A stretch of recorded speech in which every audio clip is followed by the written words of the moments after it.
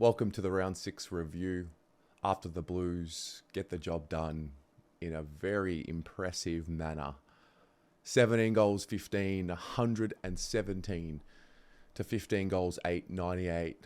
Down at Marvel Stadium in an electric day at the football. One of the more enjoyable days at the football that you can experience. And everyone's up and about. It's great. That was sensational. A very interesting week. The focus for a lot of us was based around the injuries and the issues that we're having or have had over the last week with the players that weren't there. There was a sense of, I don't know if panic is the word, fear. You lose 3 of your first choice players in Sard, McGovern and Chera. And to be honest with you, by the time it rolled around to game day, I was exhausted from reading it and listening to it. For whatever reason, there is still this trepidation, I feel, amongst the fan base around what's going wrong as opposed to looking at what's going right. And for whatever reason, a lot of the rhetoric this week was around how, too many injuries and strength and conditioning department needs to be looked at. We've got to sack Russell. I actually got a message this week saying, looks like the season could be over. Could be over. We were 4-1. We were wasteful last week. We butchered the football last week, and we paid the price. And yeah, you could see in round 6 in this game there was a greater level of focus and just a real grit and determination around the group to make amends for last week in a game that we should have won and we let slip. So.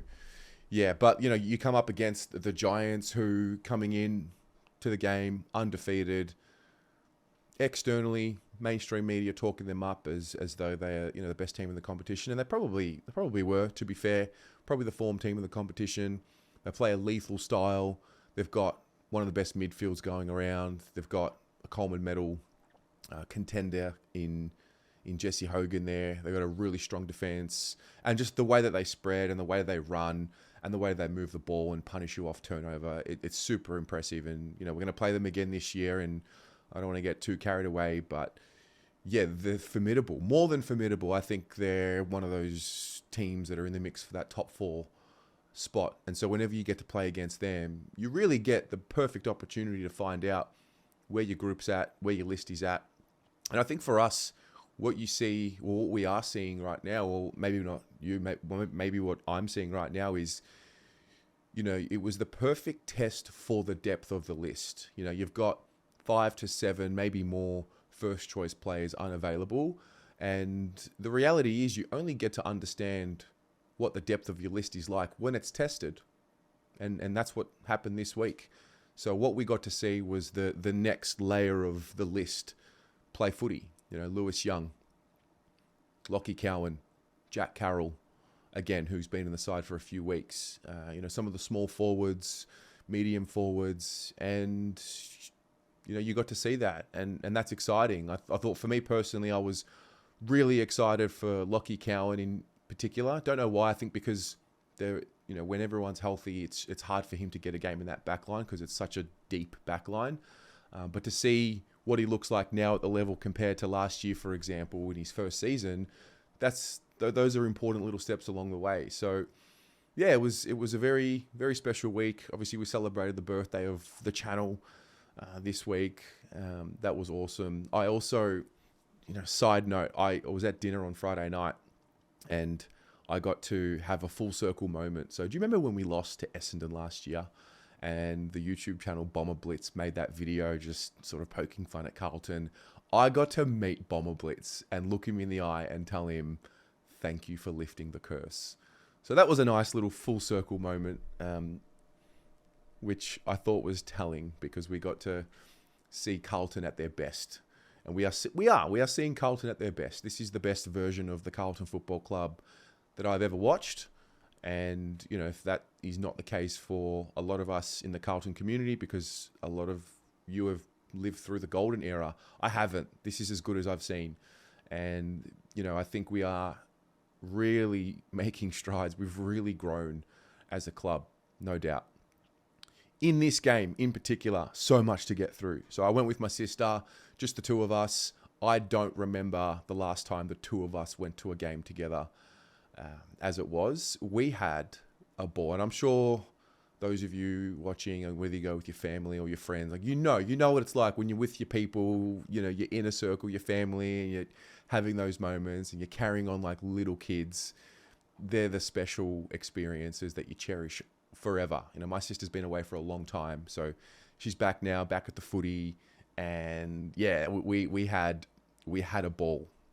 But I want to go through the game and some of the key moments that I saw. I thought one of the first things I noticed before the game had started, so as we're doing the introductions of the players one by one, the groups separated. I think it was the forward group, the midfield group, and the backline group.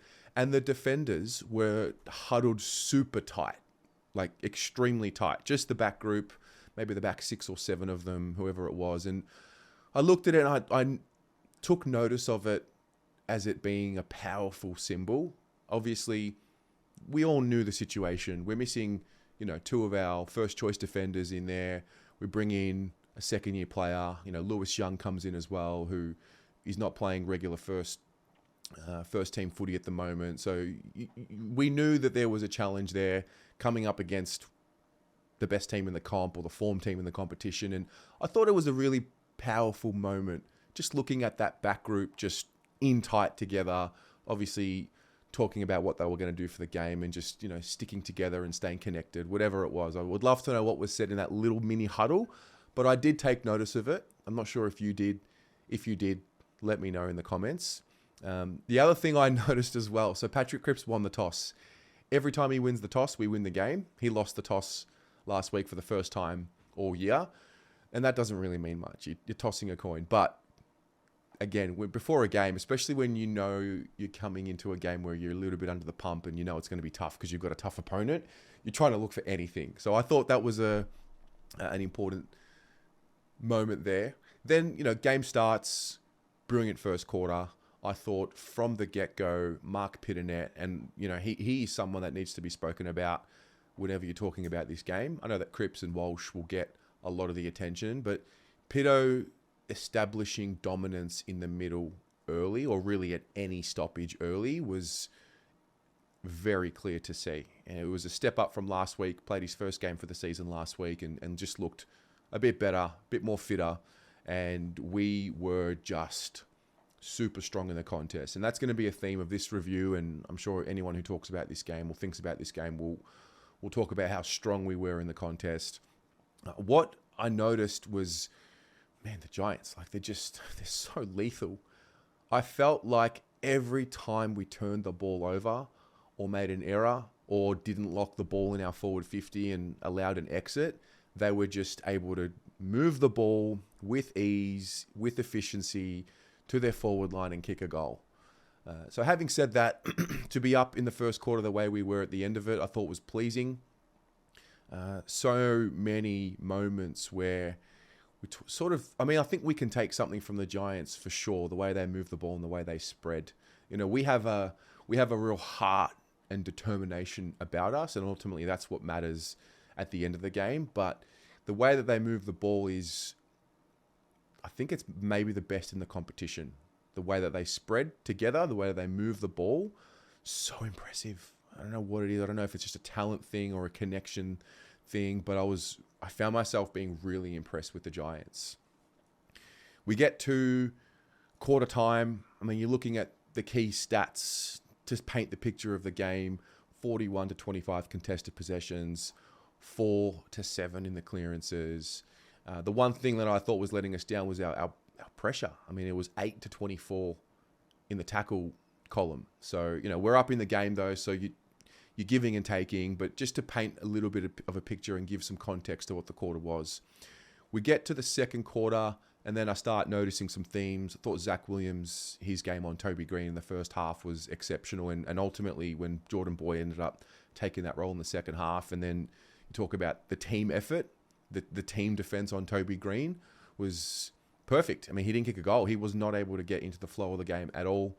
We frustrated him. We frustrated the Giants, and I thought that was a a really good sign. Also, the opportunities that we were generating, and for all the talk about us bombing the ball inside 50, we were starting to see the lowering of the eyes and just that focus. We spoke about it last week.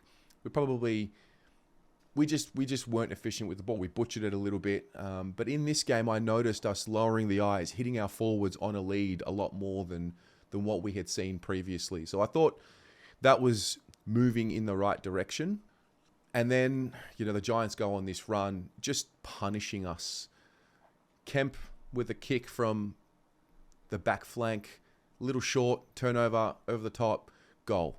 Cripps wins the clearance, handballs to sort of 3 Giants while he's being tackled by Callan Ward. Off turnover, they go forward, goal. Josh Kelly, he was dynamite.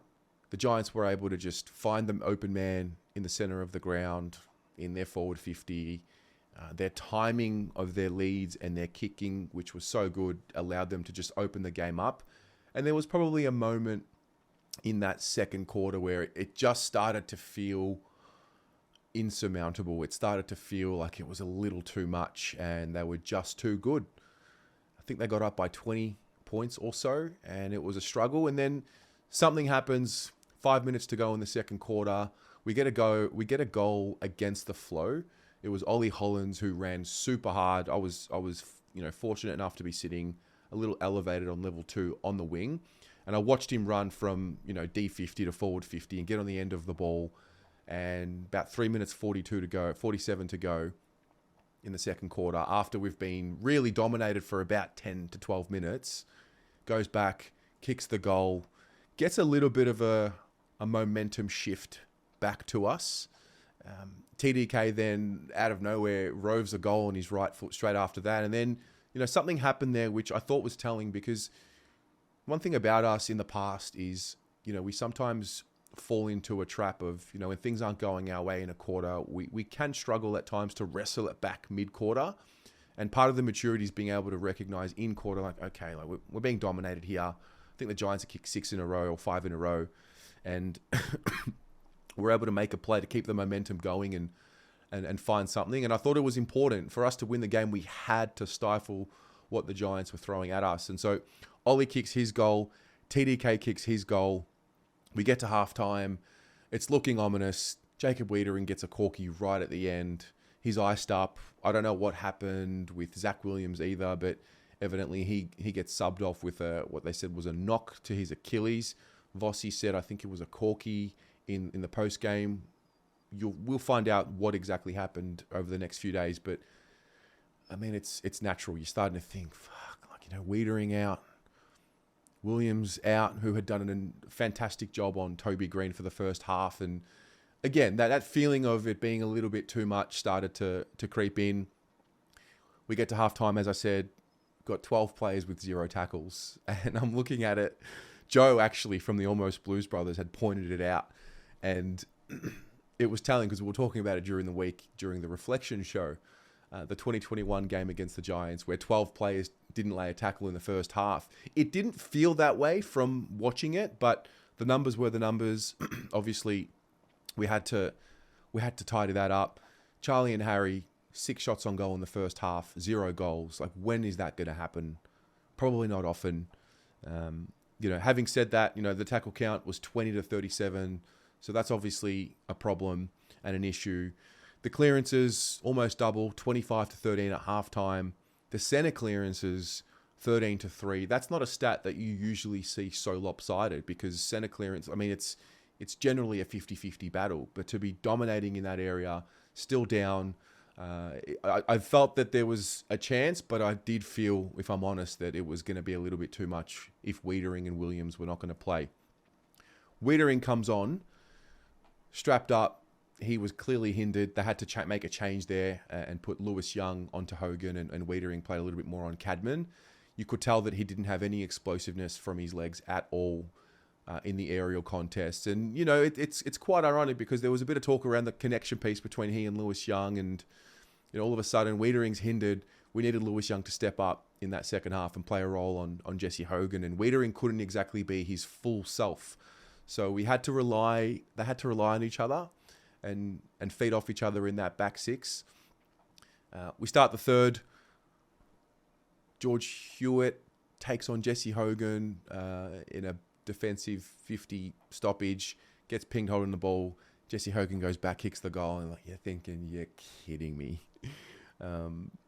But we just kept at it. The issue I felt, particularly up until halftime and probably halfway through the third quarter, was for the life of us, we're getting entries into our forward 50 in a relatively better position than what we are accustomed to.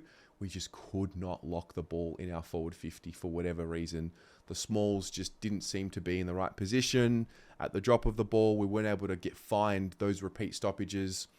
And I'm not going to say one player is the fix for this, but Lockie Fogarty is really good at that part of the game, in playing his role in helping us keep the ball in our forward 50. And then that's something we have to get better at, because teams will exploit that. You know, the way in which the ball exits our forward 50, we seem to get punished off it with a goal more times than not. And that was becoming frustrating. We just weren't able to find a way. Then we start to get some momentum back our way. Ollie Hollins finds Elijah Hewitt for his goal. Hewitt to TDK out of the middle was an important passage of play. Unfortunately, he missed. At this point, I still had a little bit of fear that it was just too hard for us, and so every opportunity that we were missing, I felt was really costly. And then, like I said, Kelly kicks his third. The Giants finding all of the open players. There was 10 minutes and 11 seconds remaining in the second quarter when Kelly kicks his three, and that's where I felt, whatever, just do your best. This is just one of those games where we've lost too many soldiers. And it started creeping into my head as well. Then, finally, Charlie kicks a goal, takes a mark, goes back, snaps around the corner on his left. And you just sort of felt, Charlie's that type of player where he kicks one, then he kicks two or three in a quarter. That's the type of player that he's showing. And what he's been able to do is kick a lot of his goals in the third quarter. And lo and behold, Harry, goal. Charlie, goal. Harry, goal. Charlie, goal. And in that third quarter, a lot of the talk that I've learnt from our supporters, particularly those who lived through the golden era, was about the premiership quarter and how after halftime, it didn't matter what had happened in the first half. You just knew the boys had come out and just lift, and the crowd would get involved. And I am curious, was what we saw in the third quarter in this game reminiscent of the premiership quarters of yesteryear? Because I can't explain to you how much fun I had in that third quarter, from when Kelly kicked his third goal all the way through to, three-quarter time. It was electric. I was out there screaming, like fist pumping. Steph and I were just like little children every goal. And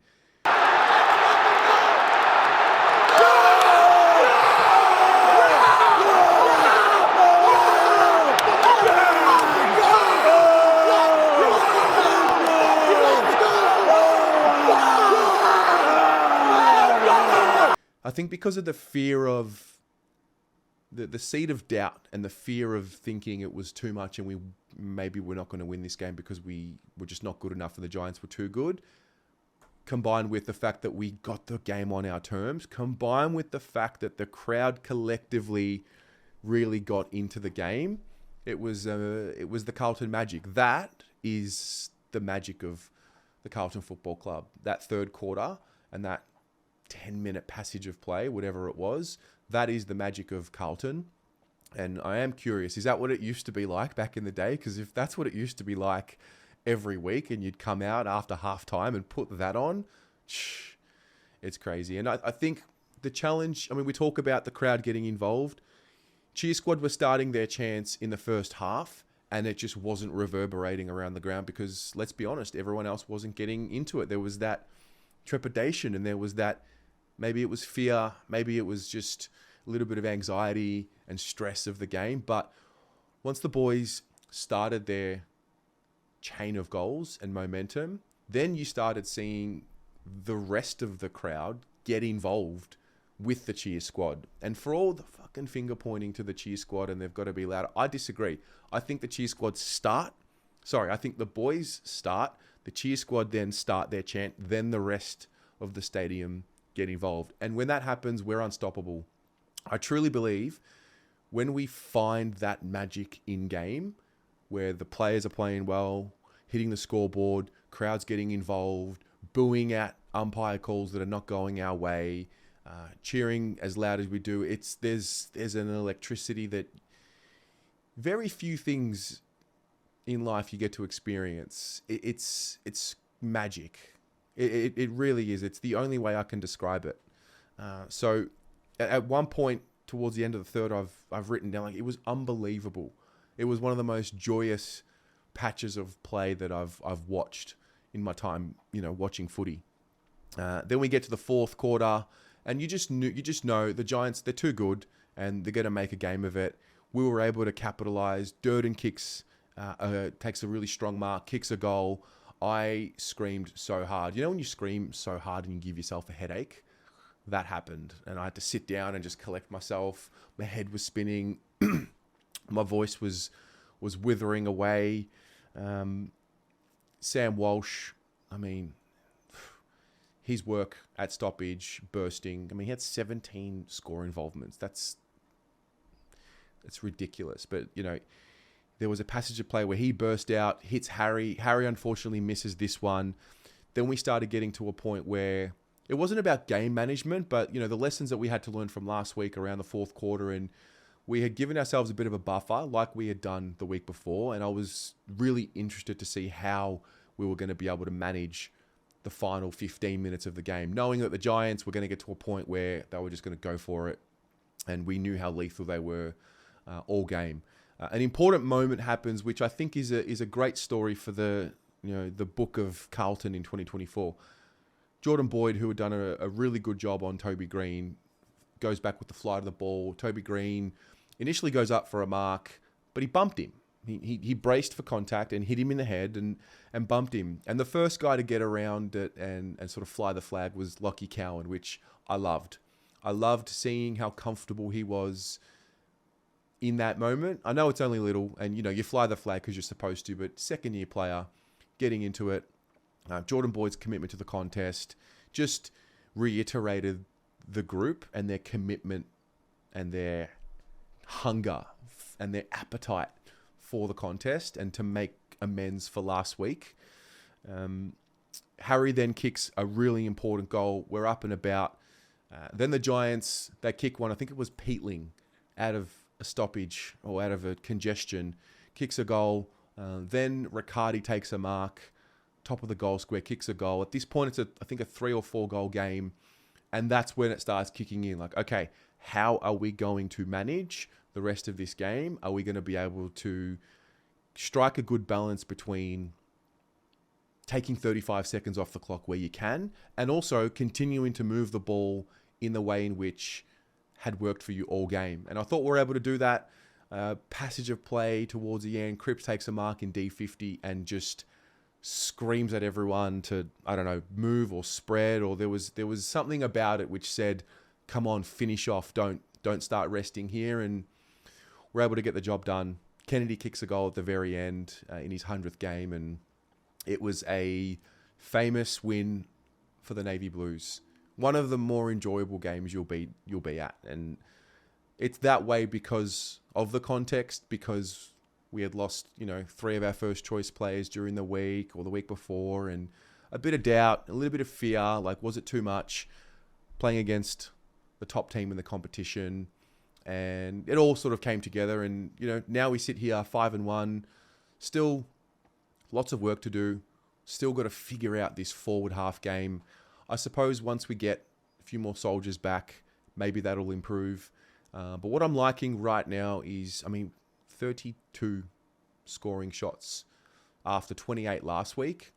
We're not kicking the ball efficiently in front of goal, but we are creating opportunities. And my hope is that what we're seeing is a more, not efficient, that's not the right word, but we're seeing We're seeing the group generate a lot more scoring opportunities than what we have. We just need to tidy up and get cleaner in front of goal. We might see a game where we kick 150 points. Such is the amount of opportunities that we generate. I mean, Harry and Charlie weren't very accurate in the first half. They were a lot better in the second half. And so there's still so much to iron out. There's still so many players to come back into the team. But at the same time, it's a long season and it's round 6. And so I'm not getting too carried away, but I am going to enjoy that because that's a win that builds confidence. And yeah, I'm just stoked. I got to enjoy that with Steph, and that's really all that matters. We can only truly think about next week now. That's it. I think if you get too caught up in thinking about the next month, you can kind of miss the moment. And that's the last thing we want the team to do, to think too far ahead and start getting caught up in that. You can only go a week at a time.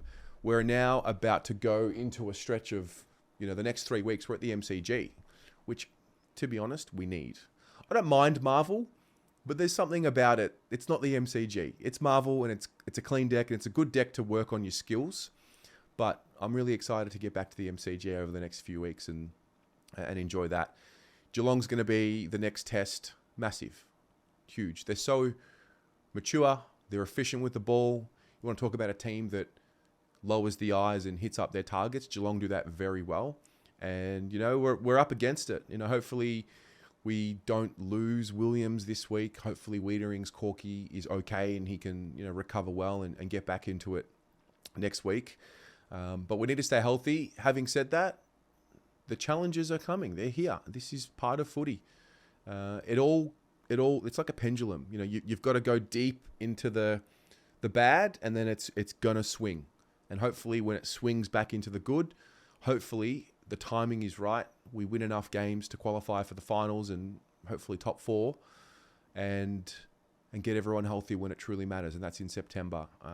But again, it's all about right now. Cripps, I thought, was the player of the game. Was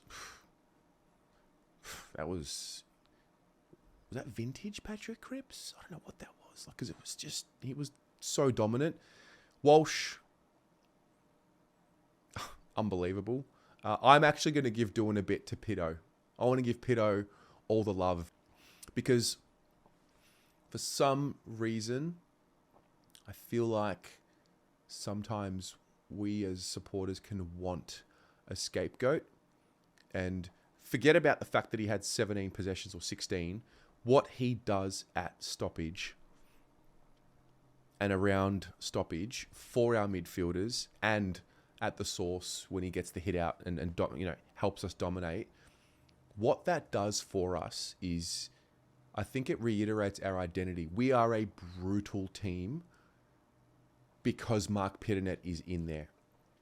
Also, it helps when Tom de Koning is impacting on the scoreboard, and impacting forward of centre.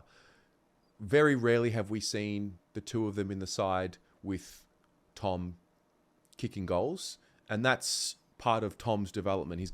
He needs to be able to impact forward of centre, and when he does, and it looks like that, good luck stopping us, because it's too much. We've got prolific ball winners in the middle, contested balls in the middle, elite forwards. We've got strong defenders, and so I just think, I don't know why we try and find a scapegoat and talk about, we're too slow. Like, mate, the ball moves quicker than any human being can move. I think we've got to tidy up our shots on goal. We've got to get more efficient in front of the sticks, and we've got to find a way to be better at the drop of the ball in our forward line. So that takes time. It takes cohesion. We need to get that worked out, because we can get punished on the rebound, and we saw that. And luckily it didn't cost us the game this week, but we did leak a lot of points from the rebound this week. So plenty to improve on, but I'm excited. That's great. We're in a really good position right now, knowing that it's a tough stretch, knowing that they've got blokes missing, but we are starting to watch the development of these guys that we don't usually get to see in the ones, because they play a lot of twos footy. So big ticks all around. And that was my experience. What about you? How did you experience round 6? Did you feel that fear and anxiety a bit in that second and third quarter? Let me know. Document your story from round 6 and what that experience was like for you in the comments below, and we'll go from there. Go Blues.